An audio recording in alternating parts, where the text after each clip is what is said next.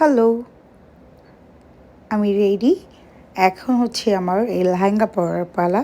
আর এটার মধ্যে ঢুকতে হেল্প নিতে হয়। তো আমার মেয়ে আমাকে হেল্প করছিল। বাট ওনারা বলে দিয়েছে যে ২ জন মানুষ নিয়ে এটা পড়তে হয়। আর এটার এত ওজন ছিল, আমি এমনিতেই হেলদি মানুষ। তারপরে এটার ওজনে মনে হচ্ছিল যে আমার ওজন মনে হয় আরও বেড়ে গেল। দেন আমার ফাইনাল লুক, বাট আমার কাছে এরকমের চাইতে ক্যাজুয়ালি পরে চুল ছেড়েই ভালো লাগছিল আমার কাছে। মানে আমিও পছন্দ করি, আমার হাজব্যান্ডও পছন্দ করে। বাট লুক তো লুকই। সো সবসময় তার এরকম লুক দেওয়া হয় না, তাই একটু দিলাম। আর আমার মেয়ে আজকে অনেক আমাকে হেল্প করেছে অনেক কাজে। তাছাড়া টুকিটাকি রান্নাবান্না আদারওয়াইজ কাজগুলো আমাকে করতে হয়েছে।